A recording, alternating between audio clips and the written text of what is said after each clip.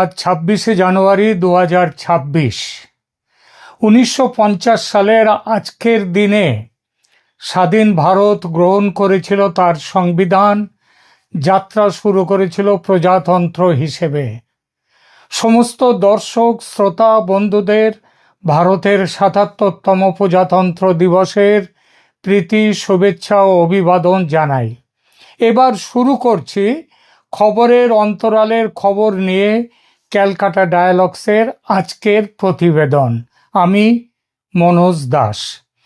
আবার নজরে উঠে এসেছেন বাংলাদেশ সেনাবাহিনীর প্রধান জেনারেল ওয়াকারুজ্জামান।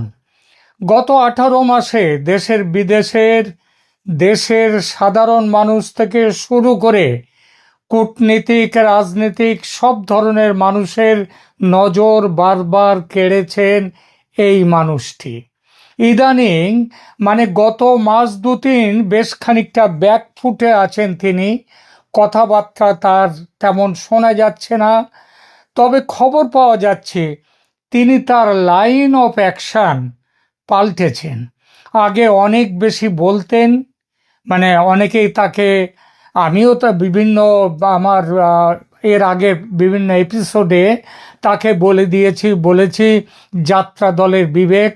মাঝে মাঝে তিনি বিবেকের মতো গান গেয়ে যান, গান গাওয়ার পরে বিবেক যেমন আবার মঞ্চ থেকে বেরিয়ে গিয়ে ওই একটা জায়গায় গিয়ে বসে, গ্রিন রুমের এক সাইডে গিয়ে বসে বিড়ি খান কিংবা বিশ্রাম নেন, তিনিও তেমনই নেন, ঘুমিয়ে পড়েন। তো তিনি কথা বলতেন, এখন বলছেন না।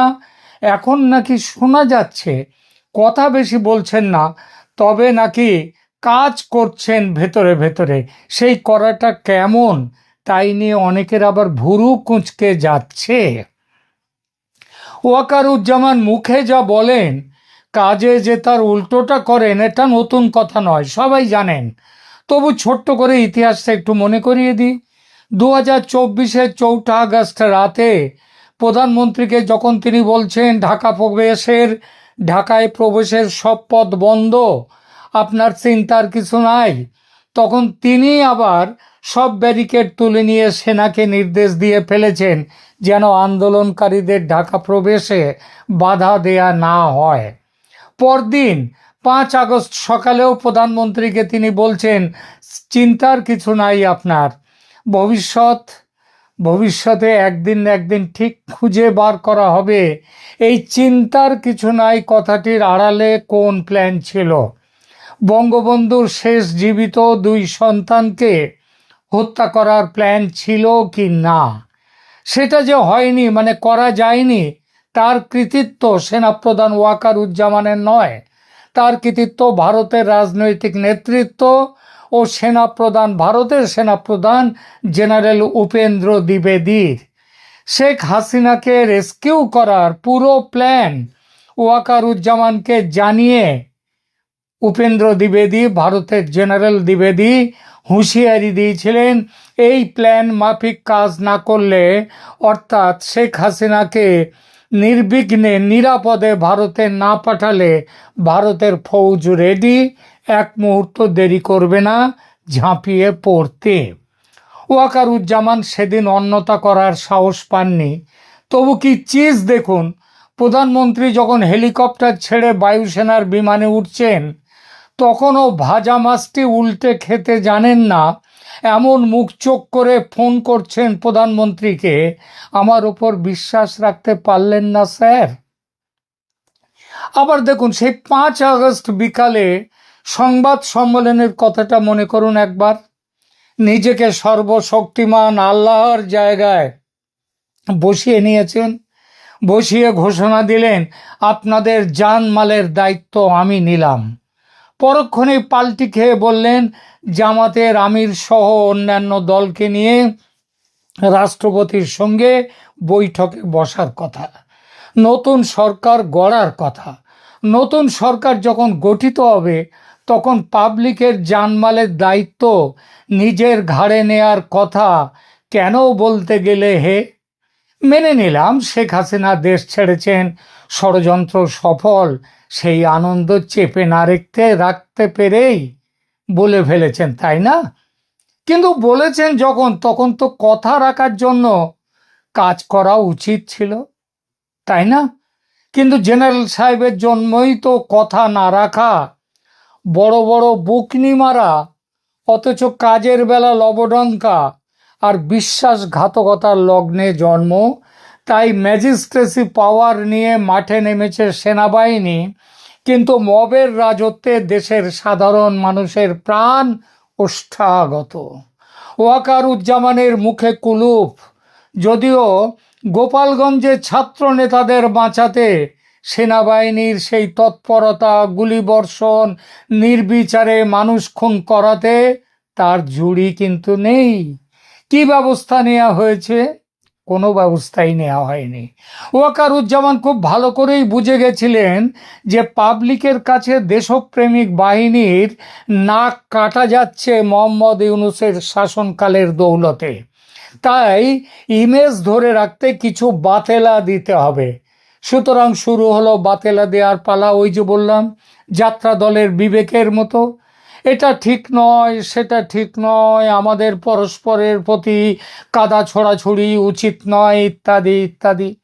তাতে কাদা ছোড়াছুড়ি যে বন্ধ হলো তা নয়। জেনারেল সাহেব ভেবে নিলেন বন্ধ হোক না হোক, বলাটা তার কাজ, সেটা তিনি করেছেন। আর কি করবেন? অতএব ঘুমাও, এবার ঘুমিয়ে পড়ো। পরে কয়েক মাস ধরে চলল তার এই ঘুমিয়ে থাকা, আর মাঝে মাঝে ঘুম ভেঙে যাওয়ার পর কিছু কিছু আলাপ। সেই সব আলাপকে প্রধান উপদেষ্টা, কি আলাপ আপনাদেরও তো মনে আছে, ডিসেম্বরের মধ্যেই ভোট করতে হবে, আওয়ামী লীগকে নির্বাচনে মানে একটা রিফাইন্ড আওয়ামী লীগকে নিয়ে আসার জন্য তার সব মিটিং টিটিং ইত্যাদি। মানে তিনি সেনাবাহিনীর প্রধান নন, রাজনৈতিক নেতা হয়ে গেছেন। তো তার সেই সব আলাপকে প্রধান উপদেষ্টা মোহাম্মদ ইউনূস, ও হ্যাঁ, আরও একটা বড় আলাপ ছিল তার, চট্টগ্রামকে তুলে দেওয়া যাবে না আমেরিকার হাতে, তারপরে বন্দর দেয়া যাবে না, ওই যে হিউম্যান করিডর দেয়া যাবে না, এই সব কিন্তু সবই দেয়া হয়ে গেছে। তারপরেও তিনি স্পিকটি নট, একেবারে চুপ। কারণ সেই তার দাবিগুলোকে প্রধান মানে আলাপকে প্রধান উপদেষ্টা মোহাম্মদ ইউনূস প্রলাপ হিসেবে বিবেচনা করে আস্থা করে ফেলে দিয়েছেন। জেনারেল ওয়াকার কি গর্জে উঠেছেন? একদমই নয়। তিনি কোনো প্রাণঘাতী মিসাইল বা রকেট যে নন, তিনি যে বাচ্চার হাতের সস্তা খেলনা হাওয়াই রকেট, সেটা তিনি প্রমাণ করে দিয়েছেন। আগুন দিলে ফুস করে জ্বলে ওঠে, একটু হুস করে খানিক ওপরে ওঠে, তারপর ধুস করে আবার নিভে যায়। গত ৩-৪ মাসে ওয়াকারুজ্জামানের বারুদ খতম। এখন ইউনূসের পদসেবা ছাড়া গতি নেই। এই পদসেবা এতটাই নির্লজ্জ যে তিতিবিরক্ত ভারত পর্যন্ত ওয়াকারের সঙ্গে সম্পর্ক কেটে দিয়েছিল। পররাষ্ট্রমন্ত্রী জয়শঙ্কর ঢাকায় বেগম জিয়ার জানাজায় গিয়ে দেখা পর্যন্ত করেননি ওয়াকারের সঙ্গে। ওয়াকার সাহেব নিকম্মা বটে, ভীতু গোছের মানুষ বটে, তবে নিজের ভালো বোঝেন খুব ভালো। তাই জামাতের ছাত্র শিবিরের ব্যাকগ্রাউন্ড থাকা সত্ত্বেও বাল্যবন্ধু জয়কে ধরে তার বাড়িতে হত্যে দিয়ে পড়ে শেখ হাসিনার বিশ্বাস অর্জন করতে পেরেছিলেন এবং বেশ কয়েকজনকে টপকে সেনাপ্রধান হতে পেরেছিলেন। বাংলাদেশের গোয়েন্দারা কিন্তু শেখ হাসিনাকে নিষেধ করেছিল যে একে যেন দেবেন না।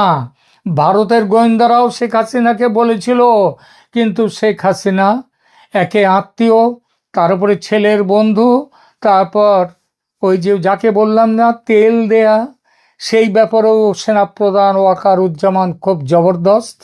ফলে তিনি সেনাপ্রধান হয়ে গেলেন। তারপর কি হলো? 2 মাসের মধ্যে প্রধানমন্ত্রীর পতন ঘটিয়ে বিশ্বাসের প্রতিদান দিলেন। এর একটাই অর্থ, তা হলো নিজের ভালোটা ভালো বোঝেন জেনারেল।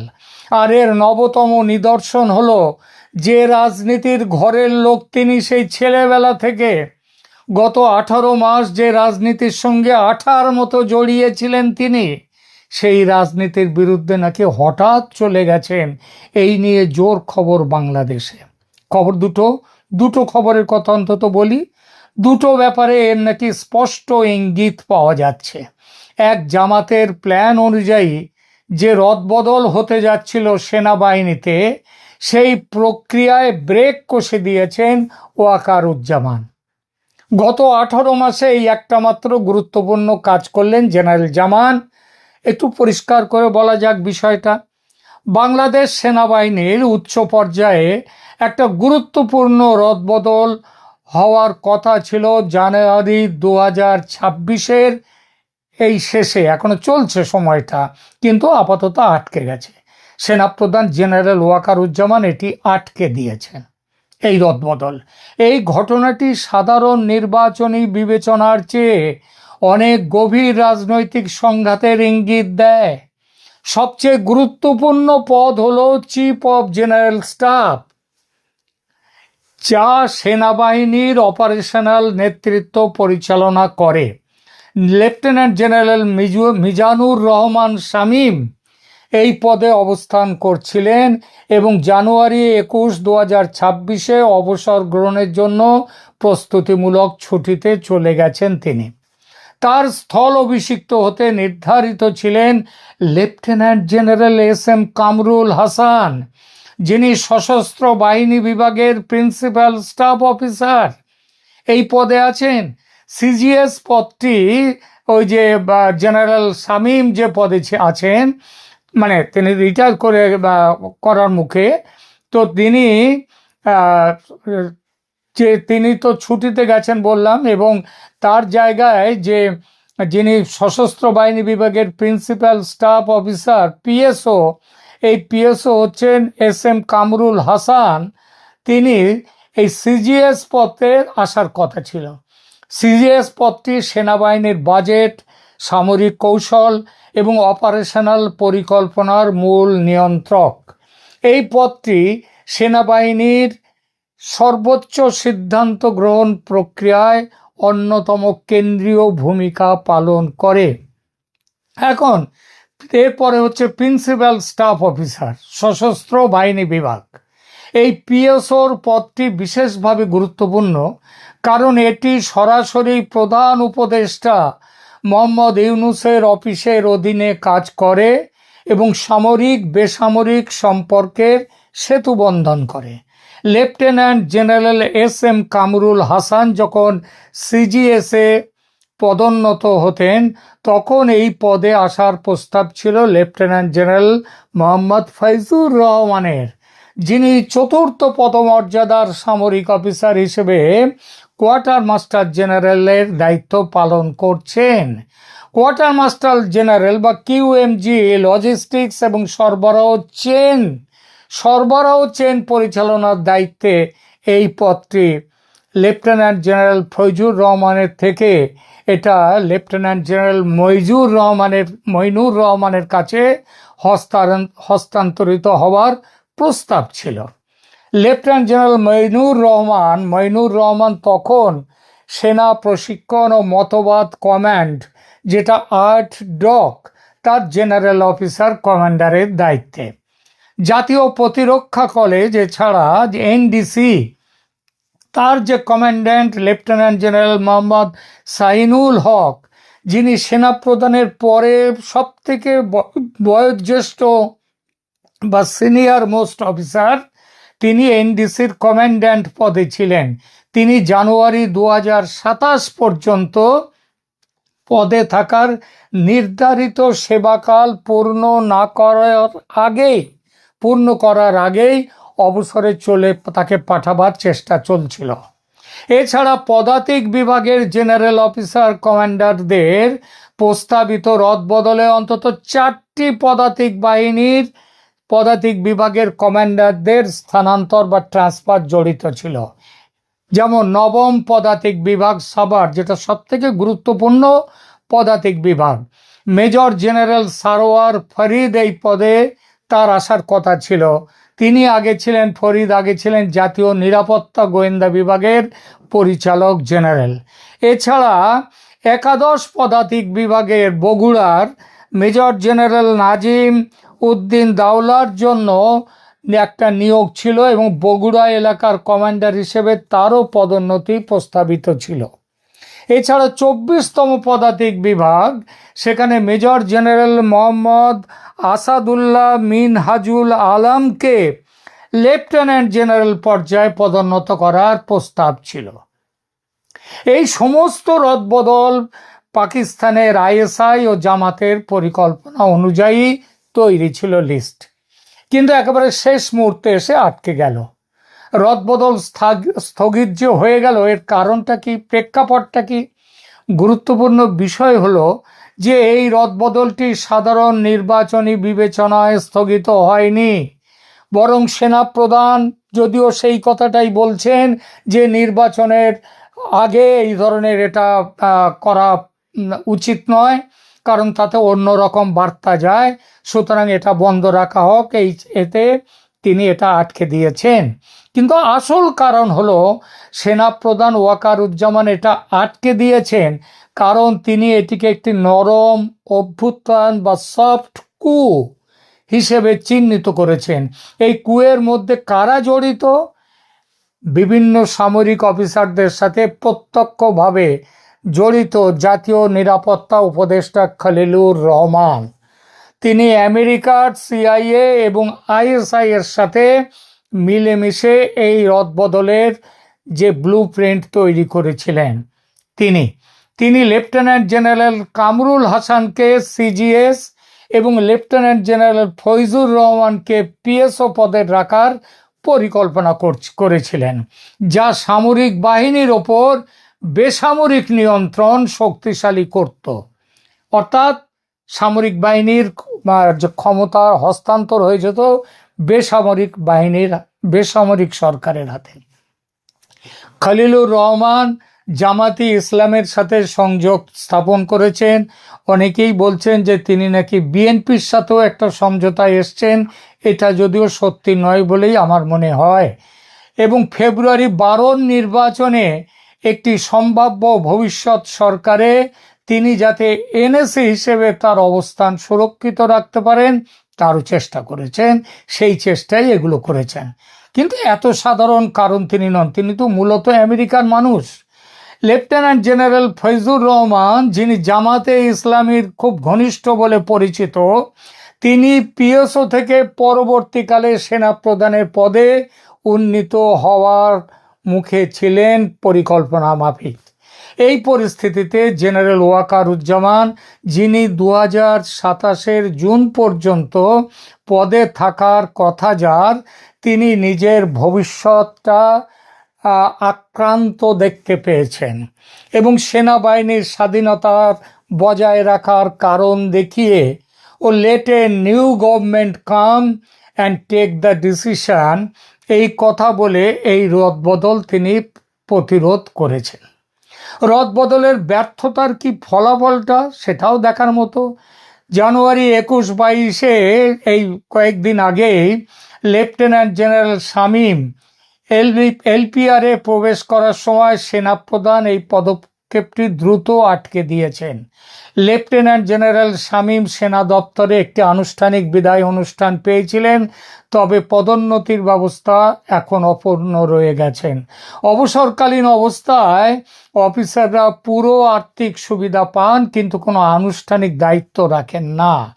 এই রদবদলের পরিকল্পনা সামরিক প্রতিষ্ঠানের অভ্যন্তরীণ ভারসাম্য নিয়ে গভীর উদ্বেগ প্রকাশ করে। সেনাবাহিনী দীর্ঘদিন ধরে বাংলাদেশের রাজনীতিতে একটা বড় ভূমিকা পালন করেছে। এই যে 5ই আগস্টের যে ঘটনা, সেটাও সেনাবাহিনী মূলত ছিল তার পেছনে। তারপরেও যদি এই ধরনের সিদ্ধান্তগুলো, সেগুলো অনেক বড় কৌশলগত এবং রাজনৈতিক প্রভাব রেখে দেয়। তাহলে শেষ বিচারে কি দাঁড়ায়? বাংলাদেশ সেনাবাহিনীর শীর্ষ পদে নির্ধারিত রদবদলে সিজিএস, পিএসও, কিউএমজি সহ মূল পদগুলো জড়িত ছিল, যা একযোগে 3 থেকে 4 জন লেফটেন্যান্ট জেনারেলকে প্রভাবিত করত। এই রদবদলটি সাধারণ প্রশাসনিক ব্যবস্থার চেয়ে বেশি একটা রাজনৈতিক কৌশল ছিল, যা সেনাপ্রধান হস্তক্ষেপ করে ব্যর্থ করে দিলেন। আগেই বলেছি, এটা বাংলাদেশের বর্তমান রাজনৈতিক পরিস্থিতিতে খুবই বিরল ঘটনা। ওয়াকারুজ্জামান এই প্রথম ভেস্তে দিলেন আইএসআই জামাত ইউনূসের বড়সড় পরিকল্পনা। আরও একটা কাজ করেছেন ওয়াকারুজ্জামান, সেটা এরকম: জামাতের পরিকল্পনা ছিল ভোট কেন্দ্র লুটপাট করে গায়ের জোরে নির্বাচনকে সপক্ষে নিয়ে আসা, গণভোটে হ্যাঁ ভোট পেয়ে জিতে সংবিধানকে গুরুত্বহীন করে দেশটাকে আফগানিস্তান করে তোলা, সংসদ ভোটে জিতে ক্ষমতা কুক্ষিগত করা। এর জন্য দরকার ছিল কি? জামাতের প্ল্যান ছিল সেনাবাহিনীকে ভোট কেন্দ্র থেকে দূরে সরিয়ে রাখা। এখানেও বাদ সেধেছেন ওয়াকারুজ্জামান। সরকার এবং জামাতের নিষেধ সত্ত্বেও সেনাপ্রধান সিদ্ধান্ত নিয়েছেন সমস্ত বুথ থাকবে সেনার প্রত্যক্ষ নিয়ন্ত্রণে। এই সিদ্ধান্তেও জামাত রুষ্ট। এখন প্রশ্ন, জেনারেল জামানের হলোটা কি? তিনি কি আবার ডিগবাজি খেতে চলেছেন, নাকি এটাও তার আর একটা ছলনা, যেরকম ছলনাতে তিনি রীতিমতো সিদ্ধহস্ত? কূটনীতির বিশ্লেষকরাও ঠিক বুঝতে পারছেন না যে ওয়াকারের মনে কি আছে। এক দলের বক্তব্য, ওয়াকারুজ্জামান বুঝেছেন সব দ্বিধা দ্বন্দ্ব ঝেড়ে ফেলে বাংলাদেশে চরম কোনো ব্যবস্থার সিদ্ধান্ত নিয়ে ফেলেছে ভারত। আর দেরি না করে তাই ওয়াকারুজ্জামান ভেবেছেন তাকেও একটা চূড়ান্ত সিদ্ধান্ত নিতে হবে। ভারতকে ছাড়া বাংলাদেশের বাঁচা যে সম্ভব নয়, পাকিস্তান কিংবা আমেরিকা কেউই যে বাংলাদেশকে বাঁচাতে পারবে না, সেটা ভালোই জানেন জেনারেল। গত 1.5 বছর একাধিকবার বলেছেন সে কথা, তবু নিজের আখের গোছাতে একই সঙ্গে ইউনূস এবং ইউনূসের জামাতের সঙ্গে সম্পর্ক রেখে চলেছেন। কিন্তু এখন দেখছেন আর সেভাবে চলা সম্ভব নয়। দু নৌকোয় পা রেখে আর চলা সম্ভব নয়। ভোটে জামাত জিতলে তার চেয়েও ওবিডিয়েন্ট সার্ভেন্ট, ওয়াকারুজ্জামানের চেয়েও ওবিডিয়েন্ট সার্ভেন্ট মজুদ আছে জামাতের কাছে। সুতরাং ভোট হয়ে গেলে ওয়াকারুজ্জামানের বিদায় নিশ্চিত, এটা বুঝেছেন ওয়াকারুজ্জামান। সুতরাং চেঞ্জ দ্য লাইন। আবার এমনও হতে পারে যে সেনার তত্ত্বাবধানে থাকা ভোট কেন্দ্রে ইউনূস বা জামাতের পক্ষে থাকবে ছাপ্পা ভোটের ব্যাপক ব্যবস্থা। আর হয়তো সেই ব্যবস্থাটাই করেছেন ওয়াকারুজ্জামান। তার জন্য আগে একটু অন্য দিকের খেলা খেলছেন, ছলনার খেলা, যাতে জামাতের বিজয় অনিবার্য হয়। বাংলাদেশের রাজনীতিতে কিন্তু মনে রাখবেন, কোনো কিছুই অসম্ভব নয়। আপাতত এখানেই রাখছি।